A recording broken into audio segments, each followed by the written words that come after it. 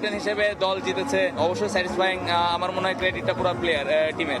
World class player এবং most experience ওয়ার্ল্ডের তারা দুজন যখন টিমে ইনক্লুড হলো, নিশান্ত বেশ কিছুদিন আগে থেকেই সঙ্গে একজন লেজেন্ড প্লেয়ার যখন আমাদের সঙ্গে আছে, আমাদের কাজ অনেক সহজ হয়ে গিয়েছিল। আসরেও শিরোপা ধরে রাখার প্রত্যাশা।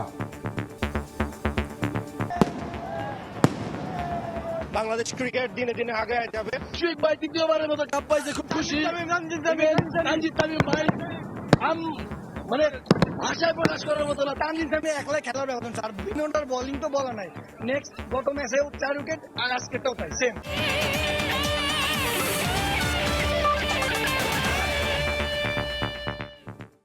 ডিপিএল এর পর এবার বিপিএলেও চমক দেখিয়েছেন হান্নান সরকার। রাজশাহীকে দ্বিতীয়বারের মতো শিরোপা এনে দিয়েছেন এই দেশীয় কোচ, যার কৃতিত্ব দলকেই দিয়েছেন তিনি। এছাড়া অধিনায়ক শান্তর সঙ্গে আলোচনা করেই সিদ্ধান্তগুলো সহজ হয় বলে জানান তিনি। এদিকে দুই বিদেশি জিমি নিশাম ও কেন উইলিয়ামসন কাজগুলো আরও সহজ করেছে বলে মন্তব্য করেছেন হান্নান।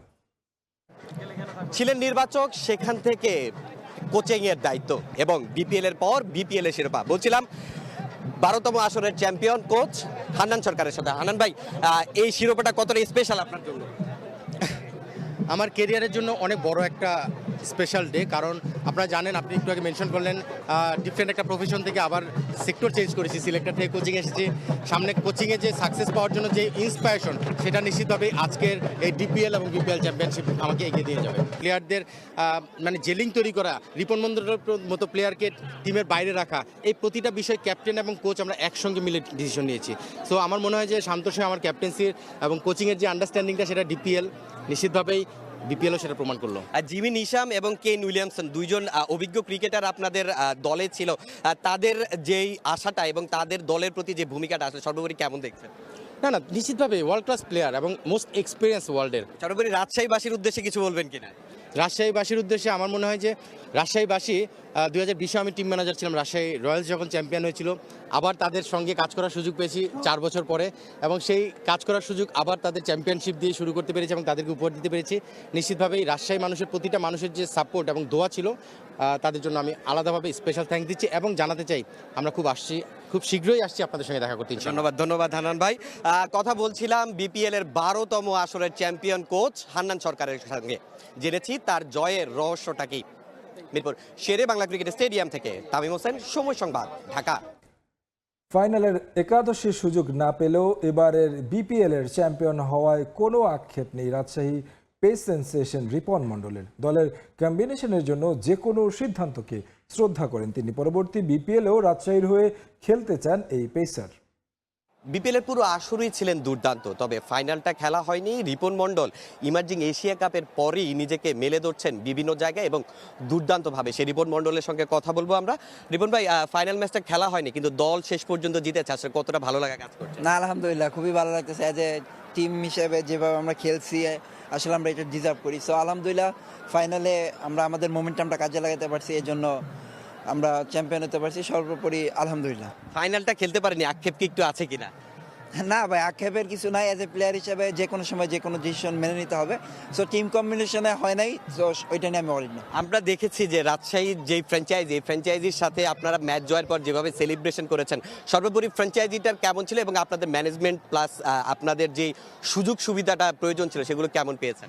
না, আলহামদুলিল্লাহ ম্যানেজমেন্ট থেকে শুরু করে কোচিং স্টাফ থেকে শুরু করে সবাই খুবই ভালো ছিল, খুবই হেল্পফুল ছিল। যখন যা চাইছি ওনারা তাদের সাধ্যমতো চেষ্টা করছে এবং খুবই ভালো, তারা খুবই পজিটিভ মাইন্ডেড ছিল। ওভারঅল মিলিয়ে আলহামদুলিল্লাহ। এবারে বিপিএল এর অভিজ্ঞতাটা কেমন আপনার? পুরো খুবই ভালো, লাইক একটা ভালো এনভায়রনমেন্টে খেলা হচ্ছে, অনেক ভালো প্লেয়ার আসছে। সো ওভারঅল মিলে আলহামদুলিল্লাহ। পরের বছরে আসলে রাজশাহীর এই ফ্র্যাঞ্চাইজিতে খেলতে চাইবেন কিনা? হ্যাঁ, খেলার ইচ্ছা তো অবশ্যই থাকবে, যদি তারা আমাকে নেয় ইনশাল্লাহ, সেটা ড্রাফটে দেখা যাবে। ধন্যবাদ রিপন ভাই। কথা বলছিলাম রিপন মণ্ডলের সঙ্গে, জেনেছি তার এবারের বিপিএল এর অভিজ্ঞতা নিয়ে। মিরপুর শেরে বাংলা ক্রিকেট স্টেডিয়াম থেকে তামিম হোসেন, সময় সংবাদ, ঢাকা। দাপুটে যে প্রথমবার শিরোপা জিতে উৎসবের জোয়ার রাজশাহী ওয়ারিয়র্স ভক্তদের মাঝে অনেকেই মেগা ফাইনাল দেখতে এসেছেন সুদূর রাজশাহী থেকে। চট্টগ্রামকে হারিয়ে শিরোপা জেতায় উচ্ছ্বসিত পদ্মাপাড়ের ভক্তরা। তবে বন্দরনগরীর পারফরমেন্সে হতাশ অনেক সমর্থক।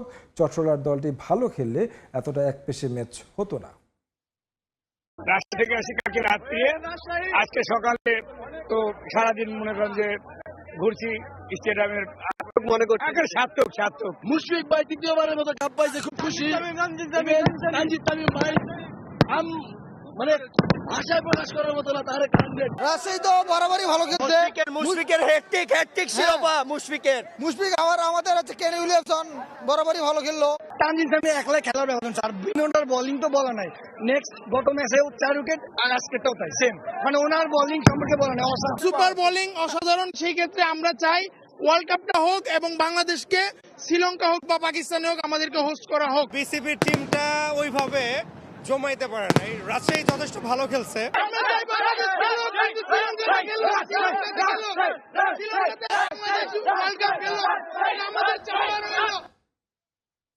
এই মুহূর্তে মিরপুরে আছেন রিপোর্টার মাকসুম আলম খান। সেখান থেকে তিনি যুক্ত হচ্ছেন সহকর্মী সাব্বির মিথুন ও তামিম হোসেনকে নিয়ে।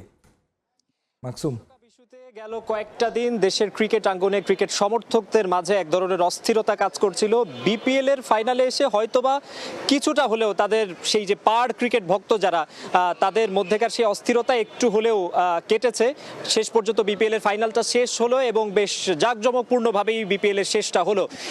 এই বিষয়ে কথা বলবো। আমার সঙ্গে আমাদের দুইজন সহকর্মী রয়েছেন, তামিম হোসেন এবং সাব্বির মিথুন। তারা দুইজন সকাল থেকেই বিপিএল এর এই ফাইনালটি কভার করেছেন। দর্শক সমাগম ছিল মাঠে একেবারে সকাল থেকেই এবং একই সঙ্গে দারুণ একটা ফাইনাল হয়েছে। তাদের সঙ্গে কথা বলবো। প্রথমে তামিমের কাছে একটু যেতে চাই। তামিম, যেই রাজশাহী ফ্র্যাঞ্চাইজিকে নিয়ে গতবার বিপিএলটা খুবই বিতর্কিত হয়েছিল, এবার ভিন্ন ফ্র্যাঞ্চাইজি, সেই রাজশাহী হাতেই আসলে ট্রফিটা উঠলো এবং সব মিলিয়ে এবারের যে বিপিএল বিসিবির যে বোর্ডটা, সেই বোর্ডের কিন্তু একটা চ্যালেঞ্জ ছিল এই বিপিএলটাকে খুব ভালোভাবে সাকসেসফুলি শেষ করা।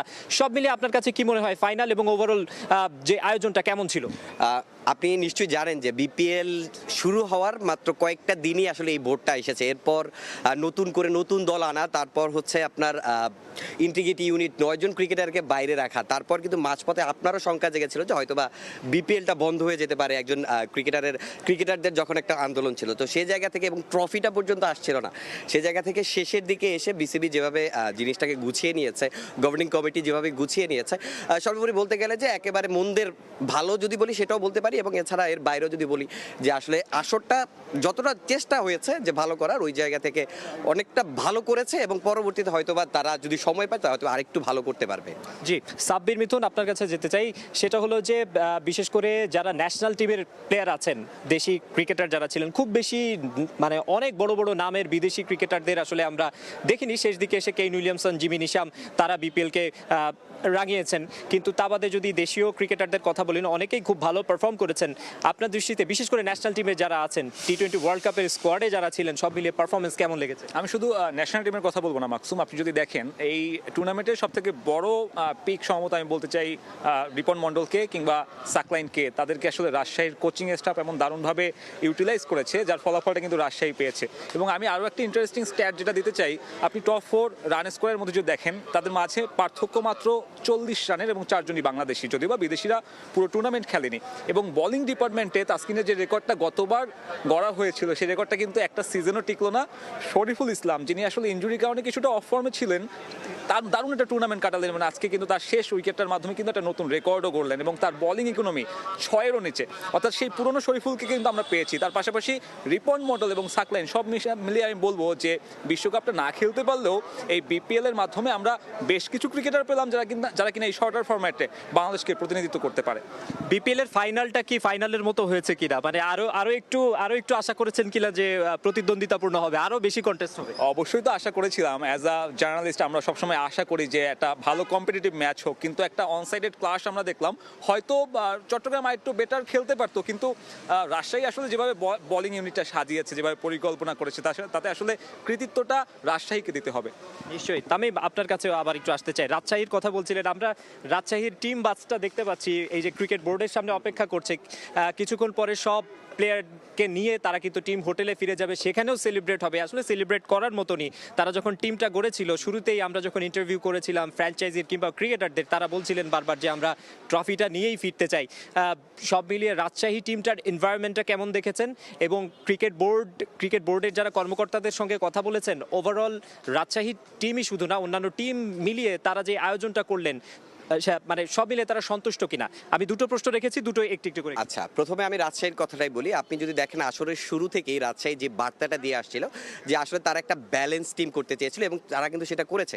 এবং শেষ দিকে যখন জিমি নেশাম, কেন উইলিয়ামসনের মতো ক্রিকেটারদের তারা উড়িয়ে এনেছে, আপনি যদি এর আগের ম্যাচটা দেখে থাকেন, তাদের প্লে অফের সেকেন্ড কোয়ালিফায়ার যে ম্যাচটা ছিল, তারা যেভাবে সিলেটের সাথে খেলেছে, ওভারঅল আপনি যদি খেয়াল করেন যে বিশেষ করে এখানে কৃতিত্বটা হান্নান সরকারকেও দিতে হয়। তিনি আসলে টিমের সাথে এমনভাবে মিশে যান, আসলে টিমটা ওনার সাপোর্টটা অনেক বেশি জরুরি ছিল এবং তিনি সেই সাপোর্টটা দিয়েছেন, যার কারণে আসলে টিমটার মধ্যে বন্ডিংটা অনেক অসাধারণ ছিল। আমি দেখেছি যে প্লেয়ারদের সাথে তার যে কমিউনিকেশন এবং বাকি প্লেয়াররা যারা ছিল টিমের মধ্যে একটা মানে আলাদা ওদের একটা বন্ডিং ছিল, যার কারণেই আসলে ওদের এই শিরোপাটা জয়টা অনেক সহজ হয়ে গিয়েছে।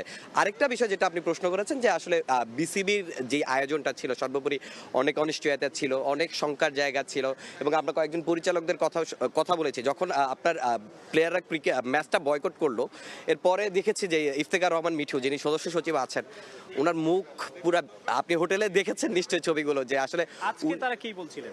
আজকে তারা যেটা বলছিলেন যে আসলে তাদের এটা অনেক বড় একটা প্রাপ্তির বিষয় অবশ্যই, কারণ আপনি জানেন বর্তমান দেশের পরিস্থিতি কি, সেই জায়গা থেকে বিপিএলটা এভাবে সাকসেসফুলি শেষ করা তাদের কাছে অনেক বড় একটা প্রাপ্তির। তারা আশা রাখছেন যে পরের বছর আরো নতুন কিছু দেখাবেন, হয়তো ভালো কিছু করবেন আর কি। জি সাব্বির, আমরা সাকসেসের কথা বলছিলাম, বিপিএল ঘিরে কিছু বিতর্কের জায়গাও কিন্তু আছে। আমরা বোর্ডের রানিং যিনি পরিচালক, তার বিরুদ্ধে একটা ফিক্সিং এর এলিগেশনের কথা শুনছি। বিশ্বকাপ ইস্যুতে এমনিতেই দেশের ক্রিকেট আঙ্গনে একটা ভারাক্রান্ত অবস্থা। আপনার কি মনে হয় যে এই মুহূর্তে বিপিএলটা দর্শকদের সঙ্গে যতটুকু কথা বলেছেন, তারা কি বলছেন, এই বিপিএলটা কি তাদের মধ্যে একটু আনন্দ এনে দিতে পারলো কিনা? আসলে মানে বিপিএল এর দ্বাদশ আসর শেষ হলো এবং এই প্রতি আসরেই বিতর্ক কিন্তু বিপিএল এর সাথেই ছিল। তবে কম্পারেটিভলি কিছুটা আমার মনে হয় যে মাঠের ক্রিকেটটা ভালো ছিল। Aminul Islam বুলবুলের board, commentary panel থেকে শুরু করে আম্পায়ারিং প্যানেল, সাইমন টফেল ছিলেন, বেশ ভালো একটা বিপিএল। হয়তো আরো ভালো করা যেত যদি না চাপটা থাকতো, খুব অল্প সময়ের একটা চাপ থাকতো, একটা প্রেশার থাকতো মাঠের। দর্শকরা কি বলছে? দর্শকদের মাঝে একটা হতাশা কাজ করছে। সবাই আজকে একটা আনন্দমুখর পরিবেশে এসেছেন, কিন্তু তারা জানে না আসলে ন্যাশনাল টিমের পরবর্তী অ্যাসাইনমেন্ট কি হবে, সামনে 1.5 মাসের একটা অ্যাসাইনমেন্টে তারা কি হবে, একটা বিশ্বকাপ বাংলাদেশ খেলবে না, এরকম জিনিস হয়তো 1 মাস আগেও আমরা চিন্তাও করিনি। সেই হতাশা কিন্তু তাদের মাঝে বেশ ভালোভাবে ভর করেছে। হতাশার জায়গাটা একটু হলেও আছে। তারপরেও বিপিএলটা শেষ মুহূর্তে এসে, শেষ দিনে ট্রফি আয়োজন কিংবা ফাইনালটা যেভাবে হলো, তাদের রাজশাহীর অনেক দর্শক এসেছিলেন, তারা যেভাবে চিয়ার আপ করেছেন ক্রিকেটারদের, সব মিলিয়ে বলাই যায় মানে খারাপ ভালো মিলিয়ে বিপিএল এর 12তম আসর আসলে শেষ করতে সক্ষম হয়েছে এই বোর্ড। আমাদের কাছ থেকে এই ক্রিকেট বোর্ডের সামনে থেকে এই ছিল বিপিএল এর ফাইনাল এর পরের এখানে সবশেষ খবর। সহকর্মী তামিম হোসেন এবং সাব্বির মিথুনকে সঙ্গে নিয়ে বিপিএল এর সবশেষ খবর জানাচ্ছিলেন মাকসুম আলম খান। এর আগে হেলিকপ্টারে করে শেরে বাংলা ক্রিকেট স্টেডিয়ামে নিয়ে আসা হয় বিপিএল ট্রফি। আকবর আলী ও সালমা খাতুন ট্রফি নিয়ে নামেন হেলিকপ্টার থেকে। ফাইনাল খেলা দলের 2 অধিনায়ক উন্মোচন করেন $25,000 খরচ করে নিয়ে আসা নতুন ট্রফি। এরপর শুরু হয় নৃত্যানুষ্ঠান, নেচে গিয়ে মাঠ মাতিয়ে রাখেন অভিনেত্রী তানজিম তিশা। আগের আসরগুলোতে বিপিএল শুরুর আগে বরাবরই হয়েছিল দলের অধিনায়কদের নিয়ে ফটো সেশন, তবে এবার দেখা গেল ভিন্ন।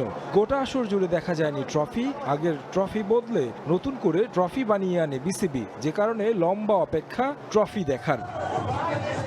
অবশেষে দেখা মিলল সেই কাঙ্ক্ষিত ট্রফির। উন্মোচনে বিসিবিও রাখল বিশেষ আনুষ্ঠানিকতা। শেরে বাংলা ক্রিকেট স্টেডিয়ামে ট্রফি আসে হেলিকপ্টারে। অনূর্ধ্ব-19 বিশ্বকাপ জয়ী অধিনায়ক আকবর আলী এবং নারী দলের সাবেক অধিনায়ক ও বর্তমান নির্বাচক সালমা খাতুন ট্রফি নিয়ে নামেন মাঠে।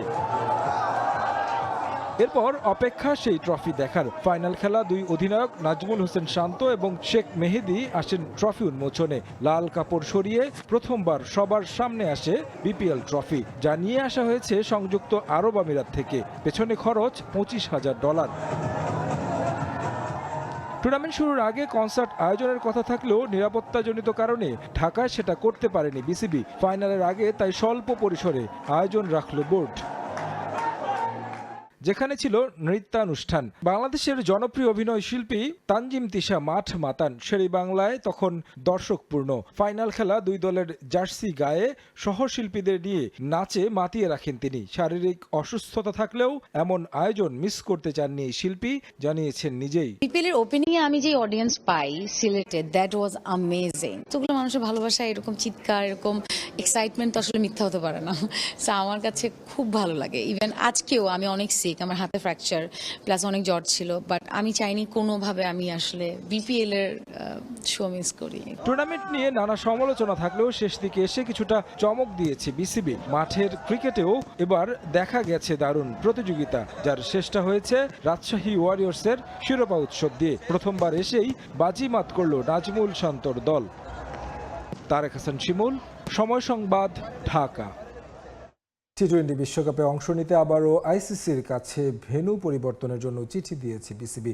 শুধু তাই নয়, ভারতে বাংলাদেশের ক্রিকেটার ও সমর্থক সহ সংশ্লিষ্টদের নিরাপত্তার ঝুঁকি পর্যালোচনা করতে আইসিসির কাছে স্বাধীন বিরোধ নিষ্পত্তি কমিটি গঠনের দাবিও জানিয়েছেন বোর্ড।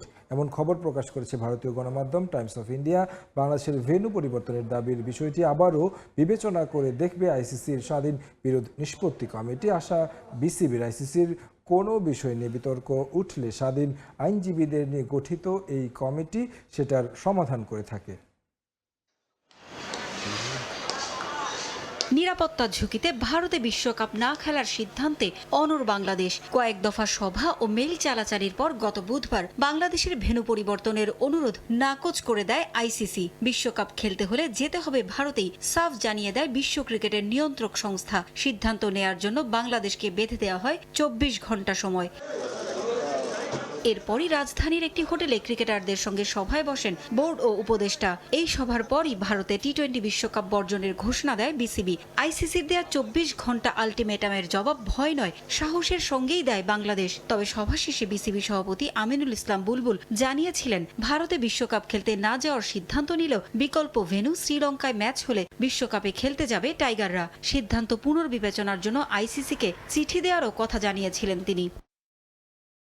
এবার ভারতের শীর্ষস্থানীয় গণমাধ্যম টাইমস অফ ইন্ডিয়া জানিয়েছে, বিশ্বকাপের ভেন্যু পরিবর্তনের দাবি জানিয়ে আবারও আইসিসির কাছে চিঠি দিয়েছে বিসিবি। ভেন্যু পরিবর্তন করলে শ্রীলঙ্কায় বিশ্বকাপ খেলবে টাইগাররা, তা না হলে এবারের মতো বিশ্বকাপ শেষ হয়ে যাবে টাইগারদের। শুধু তাই নয়, আইসিসির কাছে স্বাধীন বিরোধ নিষ্পত্তি কমিটি গঠনেরও দাবি জানিয়েছে বিসিবি। তাতে আইসিসিকে অনুরোধ করা হয়েছে বাংলাদেশের ভেন্যু পরিবর্তনের দাবির বিষয়টি যেন আইসিসির স্বাধীন বিরোধ নিষ্পত্তি কমিটির কাছে পাঠানো হয়। আইসিসির কোনো বিষয় নিয়ে বিতর্ক উঠলে স্বাধীন আইনজীবীদের নিয়ে গঠিত এই কমিটি সেটির সুরাহা করে থাকে।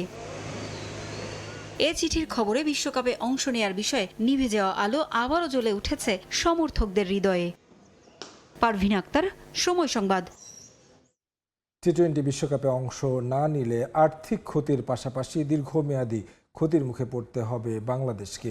ওয়ার্ল্ড কাপে অংশ না নিলে আইসিসির রাজস্বের অংশ, ব্রডকাস্টিং, স্পন্সরশিপ, পার্টিসিপেশন ফি সহ আরও অনেক ক্ষেত্রে আর্থিকভাবে ক্ষতিগ্রস্ত হবে বিসিবি। এছাড়াও এবছর ভারতের বিপক্ষে ঘরের মাঠে সিরিজ খেলার কথা থাকলেও তা আয়োজনেরও শঙ্কা রয়েছে। আইসিসি চক্রে যে অর্থ পাওয়ার কথা বাংলাদেশের, তাও কমে যাওয়ার সম্ভাবনা রয়েছে।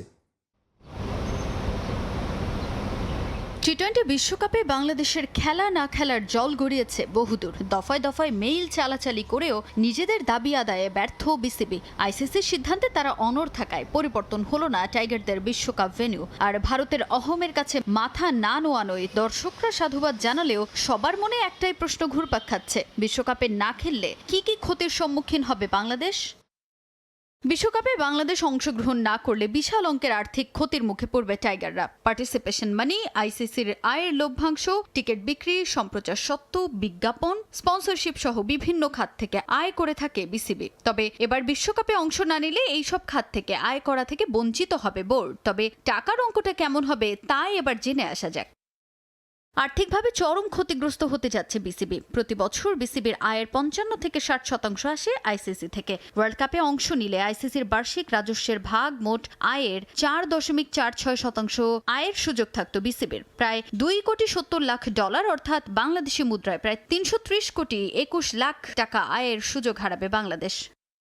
এছাড়াও টুর্নামেন্টের পার্টিসিপেশন মানি অর্থাৎ $3 লাখ বাংলাদেশি মুদ্রায় 30,66,00,000 টাকা পাবে না বাংলাদেশ। আর টুর্নামেন্টে অংশ নিয়ে বিভিন্ন ধাপ অতিক্রম করলে আরও বেশ কিছু জায়গায় আয়ের সুযোগ থাকতো টাইগারদের সামনে। আর সম্প্রচার সত্ত্ব ও স্পন্সরশিপ থেকে পাওয়া আয়ের ক্ষেত্রেও বাংলাদেশকে বড় ধরনের ক্ষতির মুখে পড়তে হবে। বিশ্বকাপে অংশগ্রহণ না করার যথাযথ কারণ আইসিসিকে দেখাতে না পারলেও $20 লাখ জরিমানা গুনতে হবে বিসিবিকে।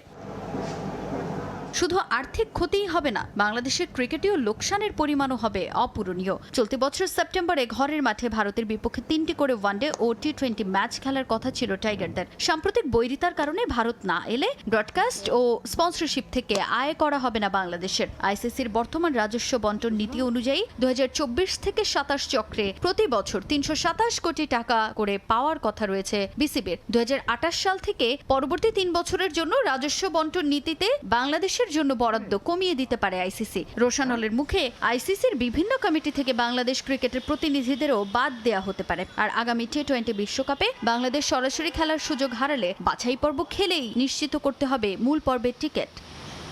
তাজিন খন্দকার, সময় সংবাদ। টি20 বিশ্বকাপের আগে দুঃসংবাদ, নিউজিল্যান্ড দলে ইনজুরিতে ছিটকে গেছেন পেসার অ্যাডাম মিলনে। একের পর এক চোটের ধাক্কায় নাজেহাল প্রতিযোগী দেশগুলো নতুন করে তারকা পেসার অ্যাডাম মিলনেকে হারিয়েছে নিউজিল্যান্ড। দক্ষিণ আফ্রিকার ফ্র্যাঞ্চাইজি টুর্নামেন্ট এসএ টি20তে খেলার সময় তিনি হ্যামস্ট্রিং ইনজুরিতে পড়েন। মিলনের জায়গায় ডাক পেয়েছেন কাইল জেমিসন। বর্তমানে ভারতের মাটিতে ওয়ানডে সিরিজ খেলছেন নিউজিল্যান্ড। বিশ্বকাপের মূল স্কোয়াডে না থাকলেও এই সিরিজ খেলছেন জেমিসন। মিলনের ইনজুরি তার জন্য বিশ্বকাপের দরজা খুলে দিয়েছে। 31 জানুয়ারি পর্যন্ত প্রতিযোগী দেশগুলোর ইচ্ছে মতো স্কোয়াডে পরিবর্তন আনার সুযোগ পাবে। রিপ্লেসমেন্ট নেওয়ার ক্ষেত্রে অনুমোদন লাগবে আইসিসির। নারী লীগের শেষ 2 রাউন্ডের ম্যাচ জাতীয় সংসদ নির্বাচনের সময় হয় বিপাকে পড়েছে ফরাশগঞ্জ স্পোর্টিং ক্লাব। আসন্ন নির্বাচনে ভোট কেন্দ্র হিসেবে ব্যবহৃত হবে ক্লাবটির আবাসিক ক্যাম্প। আর নতুন ক্যাম্পে ফুটবলারদের রাখতে ক্লাবকে গুনতে হচ্ছে বাড়তি খরচ। তবে লিগের মাঝ পথে এসেই নতুন করে বিড়ম্বনায় পড়েছে ফরাশগঞ্জ। অনূর্ধ্ব-19 সাফ নারী চ্যাম্পিয়নশিপের জন্য আবারও পরিবর্তন হয়েছে নারী লীগের সূচি। আরও এক দফা পিছিয়ে লিগের শেষ 2 রাউন্ডের ম্যাচ আয়োজিত হবে সাফের পর। তাতেই নারী লীগের শেষ 2 ম্যাচের সূচি পড়েছে 10 ও 13 ফেব্রুয়ারি। এর মাঝে আয়োজিত হবে জাতীয় সংসদ নির্বাচন। ফরাশগঞ্জের আবাসিক ক্যাম্প নির্বাচনের ভোট কেন্দ্র হিসেবে ব্যবহৃত হওয়ায় নারী ফুটবলারদের ছাড়তে হবে ক্যাম্প। নতুন করে হোটেল ভাড়া করে রাখতে হবে ফুটবলারদের। আর সেই অর্থ জোগাড় করতে রীতিমতো হিমশিম খেতে হচ্ছে ক্লাবটির কর্মকর্তাদের। এখানে নির্বাচনে বুথ হয়, তো আমাদের এখন যদি নির্বাচনে বুথ আমরা এখানে দিই, আমাদের এই খেলোয়াড়গুলিকে আমাদের রাখতে হবে কোথায়? নিরাপদ জায়গায় রাখতে হবে। হোটেল কিংবা যে কোনো এত বড় বাসাবাড়ি পাওয়া টাফ, রাখতে হবে হোটেলে। এটা ব্যয়বহুল, অনেক ব্যয়বহুল। সেক্ষেত্রে বাফুফে আমাদেরকে কিছু সহযোগিতা করবে মনে হয় না। সেই জন্য এটা তো আমাদের জন্য আসলে এটা ব্যয়বহুলই হলো। নির্বাচন কমিশন থেকে লোক আসছিল, এরা বলে গেছে 10 তারিখ ছেড়ে দিতে হবে। আমরা এই প্লেয়ারগুলো কোথায় নিব? আমার 35টা প্লেয়ার আছে, আমার অফিস স্টাফ আছে 5-6 জন, এইগুলো কোথায় নেবে? এবং কোনো হোটেলও রাখা যাবে না। এই নিরাপত্তা কে দিবে? বাফুফে তো আমাদের সাথে এই পর্যন্ত কোনো কথাও বলে নাই যে আপনারা কি করবেন বা এই করবেন, কেউ কোনো কথা বলে নাই। লিগের সময়সীমা বাড়ায় ফরাশগঞ্জের নেপালি ফুটবলারদের ধরে রাখা নিয়েও দেখা দিয়েছে শঙ্কা। ওদেরও তো বাড়ছে, ওরাও নেপালি পুলিশ ক্লাবে খেলে, ওদেরও খেলা আছে। আমাদের 100% আমরা দিয়ে খেলবো, তো কপালে যদি থাকে তাহলে অবশ্যই আমরা চ্যাম্পিয়ন হব। আমরাও আমাদের বর্তমানে যে খেলাটা খেলতেছি ওই খেলাটা খেলেই আমরা ভালো একটা জায়গায় থাকতে চাই। লিগ পিছিয়ে যাওয়ায় অংশ নেওয়া ক্লাবগুলোকে 50,000 টাকা করে ক্ষতিপূরণ দেবে বাফুফে। অতিরিক্ত 10 দিন ক্যাম্প চালানোর জন্য, যা অতি সামান্য। ফাহিম ইসলাম, সময় সংবাদ, ঢাকা। ইপিএলে জয় ফেরার লক্ষ্যে উলভসের বিপক্ষে লড়বে ম্যানচেস্টার সিটি। ইতিহাদে ম্যাচ শুরু শনিবার রাত 9টায়। আরেক ম্যাচে বোর্নমাউথের মুখোমুখি হবে লিভারপুল। এই ম্যাচ মাঠে গড়াবে রাত 11:30টায়। নরওয়ে থেকে ফিরে বিষণ্ণ ম্যানচেস্টার সিটি। হঠাৎ করেই ছন্ন ছাড়া দল, কোনোভাবেই ছন্দে ফেরাতে পারছেন না পেপ গার্দিওলা। ম্যানচেস্টার ডার্বিতে চিরপ্রতিদ্বন্দ্বী ইউনাইটেডের কাছে 2-0 গোলে হারের পর নরওয়ে গিয়ে চ্যাম্পিয়ন্স লিগে বড় ধাক্কা খেয়েছে সিটিজেনরা। বোডো গ্লিমটের কাছে বিধ্বস্ত হয়েছে সিটি। ম্যাচে লাল কার্ড দেখেছেন রদ্রি। এমন দুঃসহ পারফরমেন্সের পর হতাশ সমর্থকরা। দলকে মানসিকভাবে চাঙ্গা করার পাশাপাশি সমর্থক ও ক্লাবের আস্থা ফেরাতে মরিয়া পেপ গার্দিওলা। কঠিন পরিস্থিতিতে সিটির সামনে চ্যালেঞ্জ রেলিগেশন অঞ্চলে থাকা উলভস। 13 জয় 4 ড্র 5 হারে ইপিএলে 43 পয়েন্ট নিয়ে 2-এ আছে সিটি। 22 ম্যাচে মাত্র 1 জয় নিয়ে টেবিলের সবার নিচে উলভস। প্রতিপক্ষের অবস্থাও নাজুক, তবে নিজেদের অবস্থানের উন্নতিতেই আপাতত মনোযোগ কোচের। এই মৌসুমে ইপিএলে 20 গোল করলেও শেষ কয়েক ম্যাচে সেরা ছন্দে নেই আর্লিং হল্যান্ড। দলের প্রয়োজনে জ্বলে ওঠার ক্ষমতা রয়েছে নরওয়েজিয়ানের। আক্রমণে বড় দায়িত্ব থাকবে হল্যান্ডের কাঁধে। ছন্দে আছেন রায়ান শেরকি। ইনজুরি আছে Mateo Kovacic, Josko Gvardiol, John Stones, Oscar Bobb, Ruben দিয়াসের। মাঠের লড়াইয়ে ফিরতে চেষ্টা চালিয়ে যাচ্ছেন তারা। উলভসের বিপক্ষে অতীতের সুখস্মৃতি আস্থা যোগাচ্ছে সিটিজেনদের। সবশেষ দেখায় 4-0 গোলের জয় পেয়েছিল সিটি। দুদল এখন পর্যন্ত মুখোমুখি হয়েছে 26 ম্যাচে। 17 জয়ে এগিয়ে আছে ম্যানচেস্টার সিটি। উলভস জিতেছে মাত্র 5 বার, 4টি ম্যাচ হয়েছে ড্র। এদিকে ম্যানচেস্টার সিটির চেয়ে কিছুটা স্বস্তি নিয়ে ইপিএলে বোর্নমাউথ ম্যাচে লড়বে লিভারপুল। 22 ম্যাচে 10 জয়ে 36 পয়েন্ট নিয়ে টেবিলের 4-এ আছে অলরেড। সমান ম্যাচে 27 পয়েন্ট নিয়ে 15তম স্থানে আছে বোর্নমাউথ। সব প্রতিযোগিতা মিলিয়ে টানা 13 ম্যাচ অপরাজিত আছে আর্নে স্লটের লিভারপুল। সবশেষ চ্যাম্পিয়ন্স লিগে মার্সেইকে হারিয়ে আত্মবিশ্বাসের তুঙ্গে আছে ফুটবলাররা। সে ম্যাচে ফ্রিকিক থেকে চমৎকার গোল করে ম্যাচ সেরাও হন ডমিনিক সবোলসাই। আফ্রিকান নেশনস কাপে মিশরের দায়িত্ব শেষে এরই মধ্যে ফিরে এসেছেন মোহাম্মদ সালাহ। অ্যাঙ্কেলের চোটে ছিটকে গেছেন Alexander Isak. Connor Bradley, Giovanni Leoni, Federico Chiesa ও স্টেফানকে এই ম্যাচে পাবেন না আর্নে স্লট। ব্যক্তিগত কারণে অনিশ্চিত ইব্রাহিম কোনাতে। বোর্নমাউথের মাঠ ভাইটালিটিতে এখন পর্যন্ত স্বাগতিকদের বিপক্ষে 8 ম্যাচ খেলেছে লিভারপুল। 6 বারই জয় নিয়ে ফিরেছিল তারা। স্বাগতিকদের জয় আছে মাত্র 2 ম্যাচে। পারভিন আক্তার, সময় সংবাদ। আল নাসেরের হয়ে রেকর্ড গড়ার দিনই বড় এক দুঃসংবাদ পেলেন পর্তুগিজ সুপারস্টার ক্রিস্টিয়ানো রোনালদো। নিজ জন্মভূমি মাদেইরাতে CR7-এর জাদুঘরের সামনে তার ভাস্কর্যে আগুন ধরিয়ে দেন এক ব্যক্তি। রেকর্ড গড়ার দিন আনন্দিত রোনালদো সামাজিক যোগাযোগ মাধ্যমে পোস্ট করে নিজের প্রতিক্রিয়াও জানান। নিজের এই পারফরমেন্সের ধারাবাহিকতা বজায় রেখে চেষ্টা চালিয়ে যাওয়ার ব্যাপারে দৃঢ় প্রতিজ্ঞ বলেও উল্লেখ করেন পোস্টে। গুরুত্বপূর্ণ দিনে একটা দুঃসংবাদ পান পর্তুগিজ মহাতারকা। রেকর্ড গড়ার দিন ঘটেছে অপ্রত্যাশিত এক ঘটনা। নিজের জন্মভূমিতে যে এমন কিছু হতে পারে তা হয়তো ভাবতেও পারেননি রোনালদো। পর্তুগালের মাদেইরাতে রোনালদোর ভাস্কর্যে এক ব্যক্তি হঠাৎই আগুন ধরিয়ে দেন। আগুন ধরিয়েই থামেননি সেই ব্যক্তি। নিজের সেই ঘটনা মুঠোফোনে রেকর্ডও করেন তিনি। ফোন চালায় CR7-এর জাদুঘরের বাইরে ঘটে এই ঘটনা। ভিডিওটিতে দেখা যায় মূর্তিটির ওপর দাহ্য তরল ঢেলে আগুন ধরিয়ে অদ্ভুতভাবে নাচছেন সেই ব্যক্তি। পরে সেই ভিডিওটি ইনস্টাগ্রামে পোস্ট করেন তিনি। শুধু তাই নয়, পোস্টে উল্লেখ করেন এটি ঈশ্বরের শেষ সতর্কবার্তা। ওই ঘটনার পর সেই ব্যক্তিকে গ্রেফতার করে মাদেইরা পুলিশ।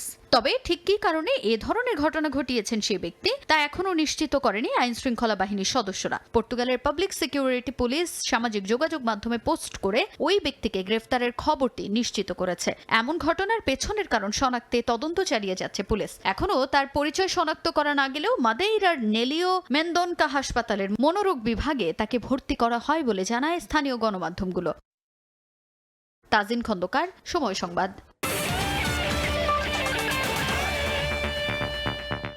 এই ছিল খেলার সময়।